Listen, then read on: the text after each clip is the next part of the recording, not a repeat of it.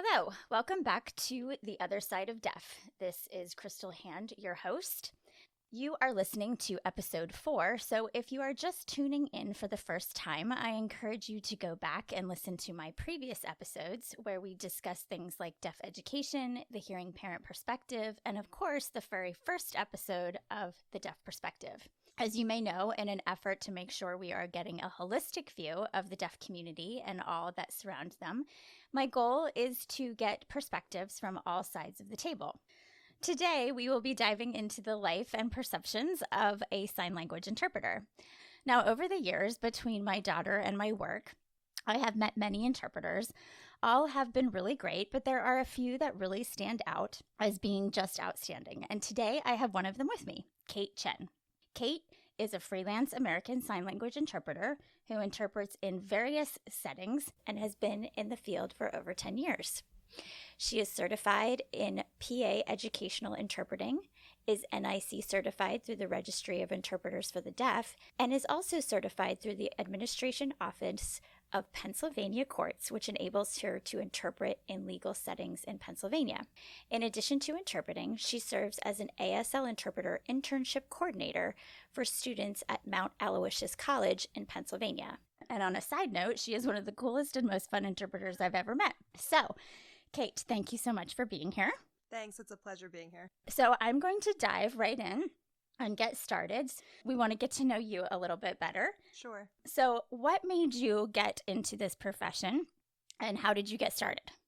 So I guess it sounds a little campy, but growing up, I had this book on Helen Keller that I'm sure my mom purchased at some sort of like basement thrift store or like a yard sale or something. And I just remember being super fascinated with the story of someone who had an alternate way of communication. So in the back of this book was this A to Z in sign language. And I was like, oh my gosh, that is so cool. You know, like when you're reading a book as a kid and you're reading about sign language, you're like, okay, I don't really know what that looks like. And then when you turn to the back of the book, it kind of made it clear for me, like, oh, this is like a language that you would use with your hands that doesn't involve using your vocal cords at all. And as a kid, that was amazing to me. And so from there, I think I just had my curiosity piqued and I started taking sign language classes when I was like 11 or 12. And I graduated high school when I was 16. And then I started taking community college classes. And at my community college, there were sign language classes. It was shocking because I arrived to class and I just assumed that my teacher would be speaking English.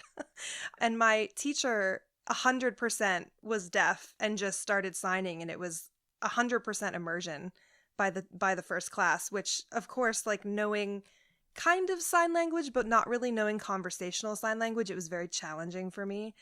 But I learned very quickly then how to converse in sign because my main person that I was communicating with was deaf. So you kind of had to learn or you drowned. And then someone had suggested, interpreting might be a really cool thing for you. So I transferred to Mount Aloysius College and started taking interpreter classes and graduated and have been in the field ever since. So going into that, you have been in a lot of different settings. Yes. Do you have a favorite and a least favorite? I think that I could say I probably have environments that cause me more anxiety over other environments. I think starting out, everyone always says, oh, I love medical interpreting. And I would be one of those, I think, that would say I really do love medical interpreting. I think the one that causes the most amount of anxiety for me would be the legal setting at the moment. I'm still kind of getting my feet wet and understanding like how legal proceedings are and all the different types of jargon that would entail. So for me to be in a legal setting is not only anxiety inducing because it's a very serious type of setting, but it has a lot of ramifications if something were to be interpreted incorrectly. However, I have heard from other interpreters where they say that type of mentality is actually a bit backwards because the medical setting is one of the most serious ones that you could possibly interpret in. Because if you interpret something incorrectly, someone could die. However, if you were to interpret something incorrectly in court, no one dies, but you would be able to contact the court and say, we need to do a retrial. We need to amend the record for the purity and integrity of the record based on this issue. It's a very heavy weight when you start thinking communication is so important that someone could misunderstand and take a medication wrong, and it could be due to your interpreting something incorrectly. Yeah, that is a lot to take on.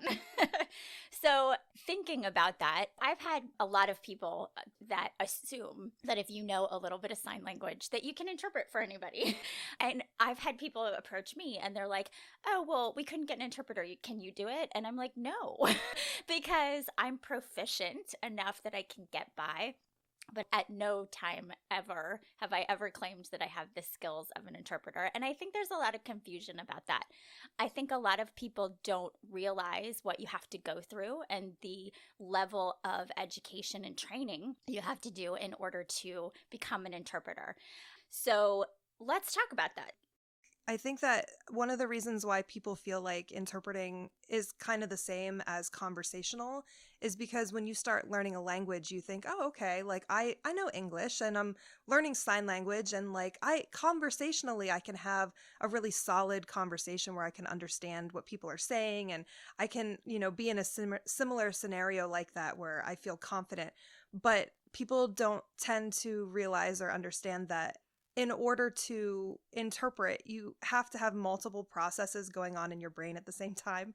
And we also go through lots of ethical scenario training, and we, in general, just have a different mentality when we go into jobs as compared to a conversational type of situation. In regards to your question, yes, there are many different certifications.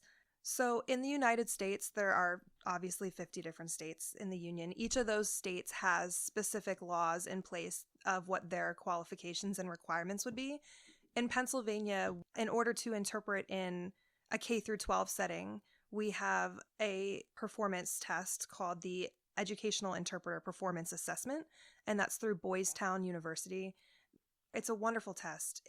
In essence, it evaluates how you would be interpreting in a K through 12 scenario, and it gives so many pages of information to help you understand how you could improve your skill sets. They grade you based on up to number 5. So you could have like a 3.2, a 3.7. In Pennsylvania, they require you to have a 3.5 or above in order to interpret in a K through 12 setting. And then if you were to interpret in the freelance field for medical assignments, if you wanted to interpret Broadway shows or things of that nature, you would have to be nationally certified through the Registry of Interpreters for the Deaf. So it would be NIC certified through RID is what they would say. We do have laws here that enable people to post-graduation interpret for up to 3 years, which they call provisional registration. And that is, I believe you have to have a certain amount of CEUs, like continuing education credits, that you would do every year to prove that you're still continuing your learning. I personally don't feel like it's enough time for somebody to get even more fluent in the language, because when you're in college, you go through 4 years of learning about deaf culture and ethics and interpreting skills and the language itself and linguistically how it's different. And so there's a lot of learning that you're doing within those 4 years. And so whenever someone graduates and they have an internship, really they're just like fledgling little pre-certified people that need a lot of support, and they need a lot of exposure in order to become more fluent. And so we have that 3-year law that in essence allows them to work fully protected in Pennsylvania during those 3-year time frame. And then specifically in Pennsylvania, which is not true for other states, but we do have a legal certification. So we go through training, we pass a test, a written test, in order to prove competence in legal understanding. And then we're put on a registry in Pennsylvania specifically that enables us to work in legal settings here. Right now, we don't have a medical certification. I know that people are talking about it. I know that there is a medical certification for spoken language interpreters, and it's not very well understood that a spoken language interpreter is actually much different than what we do as a sign language interpreter. They receive different types of training. They do not go to college for 4 years typically. From what I've heard, a lot of language interpreters learn the language wherever they're living for 4, 5, 6 months, potentially their whole lives. But in general, they don't have as much of the training that we have. They don't have as many of the certifications that we have. And they're not considered to be an accessibility point through the ADA, which is what American Sign Language interpreters are considered. So somebody that speaks Vietnamese, for example, and is an interpreter in the United States doesn't need a college degree or go through any certifications. They just have to have a proficiency in that language. Correct. Yeah, at least in Pennsylvania, to my knowledge. I know that there are people who hire like hospitals and things who say, hey, we really want you to have this type of medical certification if you are a spoken language interpreter. And I've researched some of those. They're wonderful programs. The certifications have a certain amount of hours in ethical teaching as well as in language teaching. And it ends up being like a 40-hour, 50-hour training, and then you're certified. As well as the fact that spoken language interpreters interpret what's called in consecutive, which means that they would listen to what their patient, for example, has to say, and they listen to the entirety of like the sentence or the paragraph, and they hold all that information in their head, and then they interpret it by chunking the information and saying, Mr. Gonzalez says A, B, and C. But for sign language interpreters, we interpret simultaneously. So whenever our deaf client is signing, we give ourselves like a couple of words of lag time, is what they call it, and then we start interpreting immediately, which is very, very challenging on the brain. Yes, absolutely. Because I know that with me, my daughter and I have a joke because she'll start signing to me right away. And my brain has to go through a switch. I have to switch myself from English to sign language, and it takes me a beat to do so. And so I'll say to her, I'm like, stop. I need to think about this and switch. I didn't understand what you just said. And she just looks at me like, oh my gosh. And watching interpreters, it's amazing because you are understanding English and speaking a different language at the same time. So it's a whole different process than just interpreting. And a lot of people also don't understand sign language has a different grammar. It has a different syntax as far as that goes. So when you're interpreting, you're not doing it word for word. You're also changing the grammar as well. So that's a lot going on in your brain. Yeah, and even just English has so many words that mean things. But like, for example, if you were to say, well, I'm going to run for president, the sign for run indicates physically running. And so this is where you talk a lot about, in interpreter training programs, you talk a lot about how to be conceptually accurate in the information that you're hearing, and how do you conceptually interpret it to sign, I am going to run for president, to mean that you are running for office instead of physically running. So there's a lot of that complexity as well. Yeah. Something else that a lot of people don't understand is sign language is not universal. So each country, each language has their own sign language. So we have American Sign Language here in the United States, but there is British Sign Language and everything else like that. So do you happen to know, do they have different certifications, and do they kind of go through similar processes, or are other countries much more lax? Yeah, it's actually interesting because there is a universal sign language that is used at worldwide conferences. To my knowledge, I don't think I've seen it very often, but it's very interesting to see. It's very visually based, so like a lot of the signs you'd be able to roughly kind of understand based on like the pantomiming, but it is a universal sign language that's used for those types of situations, which I think is really neat. I don't know much about other countries with their requirements or the types of certifications or trainings that their interpreters have to go through. I do know that there are multitudes of sign languages all over the world. And not only that, but even in the United States, there are pockets of sign language that have their own accents. And so being from South Carolina, being from California, being from New York, those types of places have different accents, and they also have different types of terminology based on, where they live. But we do have, one bona fide unifying ASL. It just has differences in vernacular, the same as like slang or being more familiar with other types of towns nearby and things, the same in English in that way. Moving on, let's talk about when deaf people request an interpreter. Okay, so I can tell you from my experience, there's a lot of confusion about this, even amongst deaf people. So in the United States, if a deaf person requests an interpreter for a medical or legal point of view, they are required to provide one. It doesn't necessarily have to be a live interpreter. It can be through a virtual, but they are required to do it, and they are required to pay for it as well. So that's something a lot of people don't understand. So when you go to a medical facility, let's say you're in the hospital and you request an interpreter, the hospital is required to have a certain amount of money that they have set aside for that specific thing, unless they can prove that it doesn't undue burden on their particular practice. This is all stuff I have learned over the last couple of years because we have had issues with Samantha asking for interpreters and them not wanting it. The problem that we run into a lot is that most medical facilities have not been trained on it. So even if you request an interpreter, they don't always know how to get an interpreter. They don't know the process of requesting things from agencies or anybody else. But the other thing is that I find that a lot of older deaf individuals, they tend to want to muddle through instead of asking for accommodations. Now, there's some that are culturally deaf that are much more forthcoming about that stuff. But I know deaf adults who are just, I'll figure it out.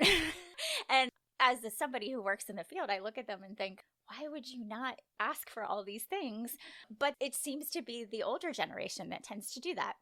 And I don't know whether you've seen that or not. Yeah, it's interesting because being trained at an interpreter training program in a college, upon graduation, I had kind of had the same thought. Like, I'm noting a lot of the older generation of deaf just kind of saying, I don't really want an interpreter here. I like to meet with my doctor alone. And that kind of baffled me in the beginning until I started to get to know one of my dear deaf friends. And I said to her, well, why don't you have an interpreter at your appointments? Like, it would just go faster. It would go smoother. You wouldn't have to write things down. And she said, I really value my privacy. I really, really want to just have a relationship with my doctor without having to be anxious about my interpreter not being there or a different interpreter being sent, or maybe the interpreter doesn't understand. And I would be able to communicate with my doctor just fine. I've known him for 30 years. And that really helped me understand and be a little more cognizant of just how private a lot of these scenarios are. I think being involved in people's lives is such a privilege. And I also think it's one of the things that people kind of get used to. For me, I note that it becomes like, okay, I have a job at 9, it's an ultrasound, I have a job at 12, and it's going to be a business meeting. And you're just very used to going through the humdrum of going to different places. And of course, it's different every day, but you still become very used to being involved in extremely private situations that you really don't really realize until maybe somebody kind of points it out to you. These are our lives, and this is private, and a lot of this information is serious and it's sensitive. And even if it's not medical, like if it's at a business meeting or a board meeting or a training, people are very vulnerable in a lot of scenarios. And I think that that's something we have to keep in mind as interpreters, is we are often treading into very vulnerable land like every day. Yeah, I think that's something that I know that I struggle sometimes to think about. So with my daughter, there's been a couple of times recently that she has legit just walked up to her interpreter and said, I don't want you here. And it's mostly things that are high school. I want to sit with my friends and I don't want my interpreter listening, because high school kids don't want to have an adult listening to their conversations. So whenever her interpreter would come over, they would all button up. They wouldn't talk. And so she's like, I don't want you here because they stop talking if you're here. And I was like, I don't understand that. And she's like, sometimes my friends are telling me private things. Sometimes I'm saying private things. And even though I love my interpreter and I'm used to them, I mean, she's had the same interpreters for a long time and she loves all of them. But there are certain things that she doesn't want her interpreter to know. It's odd for us as hearing people to think about that. But you're right. There's a lot of very private things. And I think about, how would I feel if I had somebody else in the room when I was going to a gynecology appointment? That would be awkward. Yeah.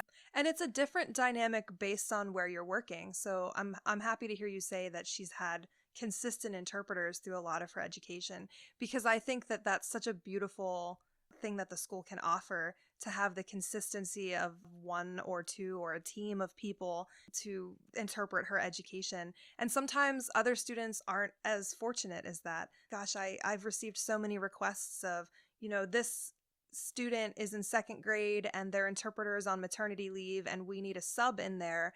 And what they do is they do the best they can. They puzzle piece together a schedule with multiple different interpreters. And as much as that's the best we can do, that's very challenging for a second grader or a fifth grader or a ninth grader, to have a different person every day and to have a different adult following you around. My gosh, I would have hated in high school to have an adult following me around all the time, jumping into situations so that I could have access. I think it would be a love-hate type of a thing. And I note that a lot, I think, in the deaf community. From what I've seen, there's a lot of love and reverence for what we do. And there's also a lot of animosity, I think, for what we do too, because we are just involved and not everybody's personalities mesh well. And, everybody kind of has a different ethical sounding board, even though we do our best to be trained. But yeah, it's challenging. So let's talk about what you just touched on, which is deaf people often have interpreters that they prefer. I've had business meetings where deaf people have said, I want this particular interpreter. And it was eye-opening to me that even with my daughter, she's had a few times with some of her extracurricular activities that they've hired interpreters from different agencies that have been outside of what she normally has.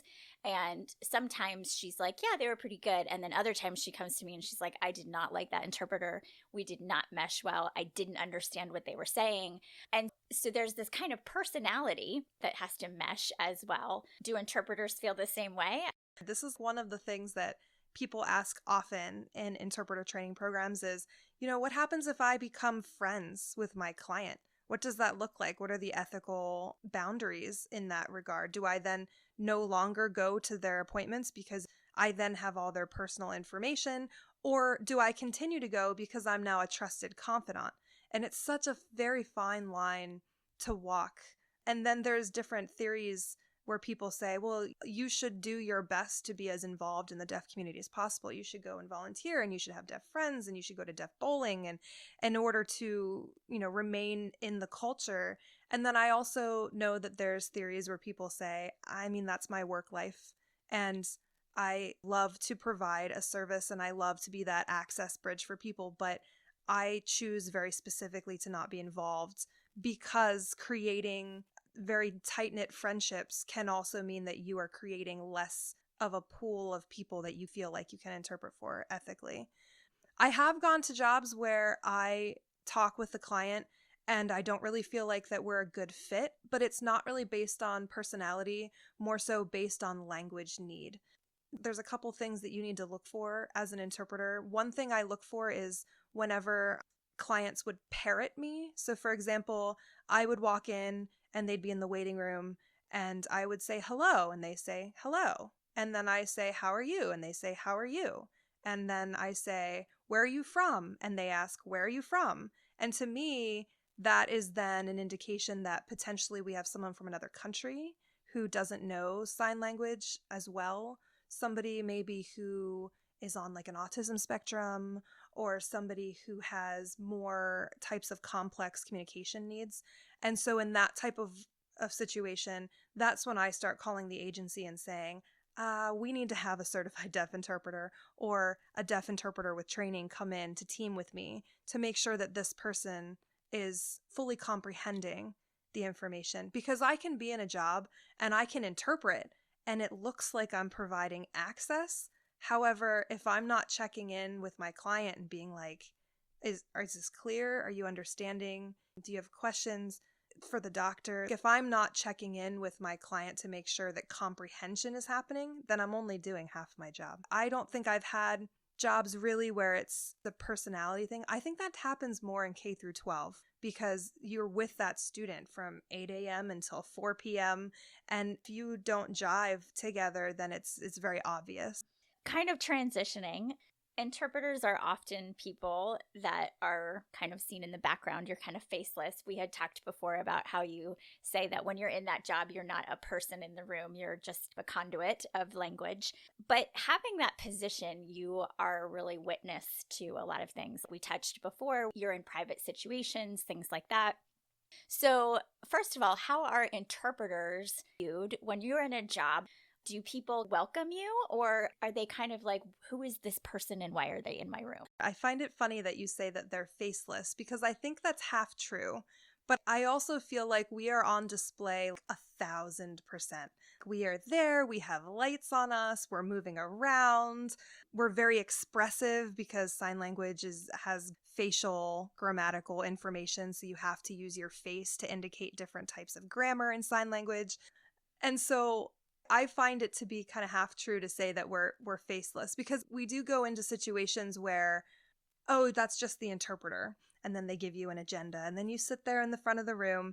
But then I also do experience frequently, people are very unused to having someone in the room that they don't interact with. So people will say, oh, we're going to introduce everyone in the room. Would you like to introduce yourself with A, B, and C? And it's like, I would be happy to introduce myself as Kate the interpreter. I would not be happy to talk about my personal life because that's not what I'm here for. But it also depends on the situation.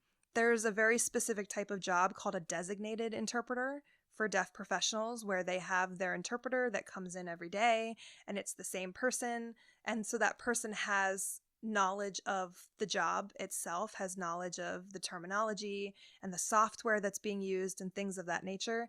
And so when that happens, it's human nature. People get to know you. You get to know other people. It's very challenging to walk a line of how do I be personable but not be involved as a person, if that makes any sense. And I know there's different schools of thought too. There is more of like a robot thought where people say, oh, well, the interpreter isn't even a person when they're on the job. They're just this language conduit. And then there's another one where it's another type of theory where people say, you know, my interpreter is human and I want her to feel human. There's both schools of thought for different types of people. And that's another reason why interpreting is such a challenge, I think, is because each person that you interpret for has a different understanding or a different expectation of what their interpreter should be. So do you find with deaf people, is there a specific group that tend to be more specific about their interpreters? That's a great question. I tend to note that the older deaf community is way more community-based than what I'm seeing in the younger generations of deaf community. And I feel like a lot of that potentially might be because of mainstreaming that happened where kids could go to public school. And so I think that it created less community in that way because students were isolated for a lot of the time, or they just didn't have as wide of a pool of people to talk with in their own language. And so whenever I do see individuals of the older generation, I note that they do tend to be more possessive of, well, this is my interpreter. I've noted in the younger generations that they tend to be more hands-off, a little more like, I don't care who comes so long as I have somebody. Or, I mean, I'm fine with using an iPad with an interpreter. I'm used to that. So I see a lot more of that not really being specific in appointments in the younger generation. That kind of goes into my next question of technology has changed a lot, both in hearing technology, hearing aids, cochlear implants, which has changed the landscape of language in the deaf community, but also the invention of having video conferencing. So a lot of doctor's appointments that we go to, they don't have live interpreters. They have the language line screens. So how has that changed your job over the years? And of course, then we have COVID, which has escalated that. So what does that whole landscape look like now? As far as technology goes, like how has it impacted the landscape? I think a lot more people are getting cochlear implants, and I think it's impacting a lot of how families are viewing education. It's impacting a lot of how families are viewing family communication. I think that really cochlear implants are such a personal choice. And as an interpreter, I don't really have an opinion one way or another. Mainly because it's not really my business to have an opinion. If I were to go to an appointment and I see someone has a cochlear, the things I wonder as an interpreter are they going to want me to voice for them, or will they voice for themselves?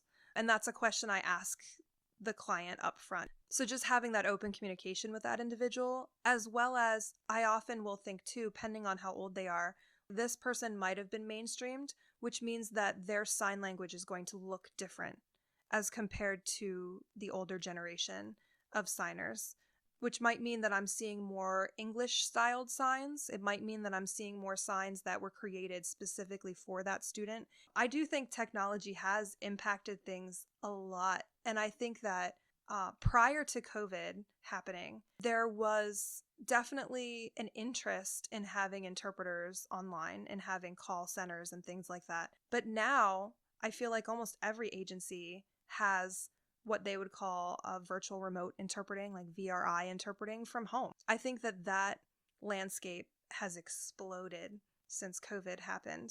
And it's definitely impacted me. I mean, I lived in more of like a city center, and then I moved very remote.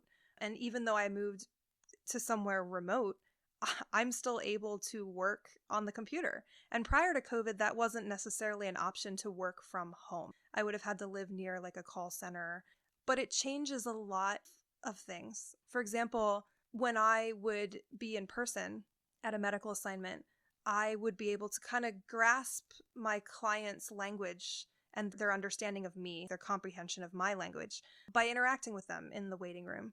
But when everything went virtual, I don't have that anymore. And it's actually really been challenging for me as a professional because I don't get to have the same types of experiences where I'm interacting with my client in the same way. Instead, it's at 2:00, there is a meeting, and the doctor will be in at 2:15. And it's very one-way communication, I'm noting. The nurse asks questions, the patient says yes or no, and then we wait for the doctor. And then the doctor comes in. And so there isn't really a lot of the community feeling involved. And that's something that I really mourn for us as interpreters, for deaf people in general, because I feel like it created such a strong bond of a working relationship for both of us. And now it's more like I am a sterile person on a screen. And it also changes how I interpret sign language in general, because sign language is a 3D language. We use space to indicate time. If something is further ahead of me, that's in the future. If it's behind me, it's the past. And so doing that on a virtual screen, it's 2D. I have to shift my body differently on a video to indicate and show time, or to indicate and show anything in space. Things look so flat. And that's, I think, something that people don't realize when they're like, oh, that's great, you can work on the computer. And I'm like, I hate it in a lot of ways because I have to change how my signs appear, and my signing space can be much smaller. I don't feel like I have as much capability to move around in person because my space is more confined to my desk. It is challenging, but in a way it's also wonderful because you can be home. You can be at your own house for lunch, and you can stack your schedule without having to think about travel time. On the positive side, it also provides accessibility in places that it would be very difficult. Yeah, it's interesting. As wonderful as technology is, and I think people in general agree right now in the world, technology is unifying, but it's also very isolating simultaneously. And that type of duality is really complex. And how do we manage that duality as time goes on? Yeah, that's a really good point. I wholeheartedly agree. Even in the hearing community, technology unifies us, but it also gives us a lot of loneliness and fake feeling of having community when we really don't have a community. Online forums do not provide that personal, organic conversation. You are having a topic that you're talking about, but there's not that looking people eye to eye, getting to know their vibe or their energy, understanding where they're coming from, and that compassion or empathy for each other. And that's something that technology, I think, has really just taken out. it's a great tool for getting information, but not humanity, if that makes sense. Yeah, it definitely feels colder. It's definitely a different world that we're going into right now. So the next thing I wanted to ask is, you're obviously team ASL. Because that's what your profession is. But when you work in environments where there are deaf community members that have different modes of communication, do you find in those environments that there's a particular type of deaf person that struggles more than others to communicate with hearing people? Or do they all kind of find their own way and their own vibe? I think it's an interesting question. I note that my clients who speak for themselves, or who have the capability of speaking for themselves, that they walk the line of both worlds much more. And I feel like they end up feeling much more isolated because when you speak, people assume that you can hear. And when you speak, people assume that you can comprehend what they are saying because you can hear. And so there's that disconnect for a lot of my hard of hearing clients, or even my quote unquote deaf clients who have gone through oral training, who grew up being able to speak. I think there's a lot of complexity for them because they are partially relying on interpreters. They want to use their voice to speak, but if they use their voice to speak, people don't believe that they need interpreter services. And so then there's animosity against that individual because they need interpreter services. And it's so many different complex feelings, I think, that I've heard people talk about. Deaf on deaf individuals, it's challenging for them too. Staring at an interpreter all day is exhausting for someone. Yeah, I think a lot of people don't understand with deaf people that when you're with sign language interpreters, or even if you can hear, so like my son Luke, he doesn't use interpreters, but he uses his hearing aids and assistive technology. He gets maybe like 60% of everything of what everybody's saying, and then he fills in the blanks. And so I tend to describe it to other people like it's like him putting a puzzle together all the time. He's given, 60% of the puzzle, and then he's got to figure out what the picture is based on the puzzle pieces that he's received. And there's no particular order to them. And so then he has to mentally do that all day. Samantha has to focus on an interpreter all day. She doesn't have the luxury of being tired and saying, I'm just going to put my head down and listen today. I'm not going to engage. There's none of that. There is, I have to be 100% paying attention all the time. And it is very exhausting. Just really quickly, I wanted to mention something that I learned recently that I thought was cool. There's a new style of interpreting. And in order to talk about it, I would probably have to mention what interpreters do now in the interpretative process. But when we interpret, you will usually see interpreters standing or sitting in the front of a room, and then we switch off every 15 to 20 minutes. And that's mainly because the process in the brain to continually do 50 things at once, listening to the source message, interpreting it into sign language while continuing to listen to it in English, it's an exhausting process to do that. But what I've recently learned is something that I think is being coined tandem interpreting, which is interesting. So when you have two interpreters, they would sit next to each other, and one interpreter would sign for like a sentence or two, and then would touch the leg of the other interpreter, and they would then sign another sentence. And it goes back and forth and back and forth, and it tends to look more natural, and it also cuts down on a lot of the visual exhaustion that a lot of our clients are experiencing, having to watch one person for 20 minutes. And so that's been interesting. I had the chance to try it a couple years ago with a team. It's interesting because it keeps you focused as an interpreter for much longer as well. I'm not working for 15 minutes and then quote unquote on the off seat for 15 minutes. Right. So we've been talking for a long time, so let's wrap this up with one last question. You've been doing this for 10 years. So what expectations or perceptions did you have when you maybe graduated and started that now are maybe different? And what would you tell new interpreters coming out of school what to expect or advice?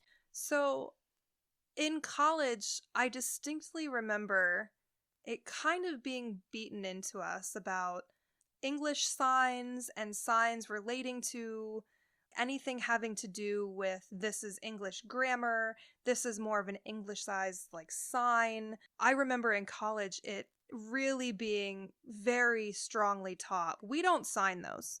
And not only do we not sign them, we don't teach them because those are not signs that you need to know. And it ended up being a big problem for me post graduation because I got into the quote unquote real world where people who were in mainstream schools who graduated now living as adults used signs that had English swayings to them, or they used signs that were English. And so not learning those signs did me a huge disservice because it didn't really communicate to me the varieties of sign, that there is no wrong sign for something. There's just a different sign or a varied sign for something. I wish that I had been taught more about the flexibility of language. But I also think, in their defense, it's difficult to teach the flexibility of language while also teaching that this is what ASL is. So that was one thing. I think, too, it was never really spoken, but I always had the impression in college prior to graduation that educational interpreters were not to be emulated, or their job position was not to be respected, or they just weren't as skilled, which is the completely wrong indication that I had had in college. And having subbed in a K through 12 for a couple of years, dear God, those people are champions. I would never be able to be a full-time educational interpreter. It takes dedication. It takes skill set. You have to prep a lot differently for the types of information that you are interpreting. You are interpreting a different class every 50 minutes, and you don't really have a break besides going from class to class. A lot of educational interpreters are pretty isolated in their own school districts, and they don't really have a lot of support. And so I think that was a different expectation as well, that I had incorrectly kind of been led to believe. And I mean, as soon as I graduated and met more people and actually did the work in education, it couldn't be further from the truth. It's not the right fit for me, but that doesn't mean it's not the right fit for someone. And I think that having that information also would have been awesome, because it would have given me more of a holistic view of the different types of interpreting that I could go into. I chose to go into freelancing because I love working with adults and adult language. Working with children and their emerging language is a lot more difficult, and it's definitely a responsibility that should be shared with not only interpreters, but also deaf role models. So yeah, I think those two things were the biggest expectations that, whoa, this is different. This is amazing. To students now, to anyone who wants to be involved in the interpreter community now, I think it's a wonderful career to be in. I think getting to know other interpreters has been such a saving grace for me, because I'm able to call them and say, this happened to me. Has this ever happened to you? Or even having more of a collaboration with them. So I think having a community of interpreters that you ingratiate yourself to is also really important to feeling successful in this career. Okay, great. Well, thank you so much for being here. And thank you, everyone, for listening. I hope you learned something new today. Don't forget to like and subscribe to my channel. And if you really like my podcast, check out my Facebook and Instagram pages. And of course, share with your friends about this podcast or leave a review. Stay tuned for future episodes coming out in the next few weeks. But until next time, I'm signing off.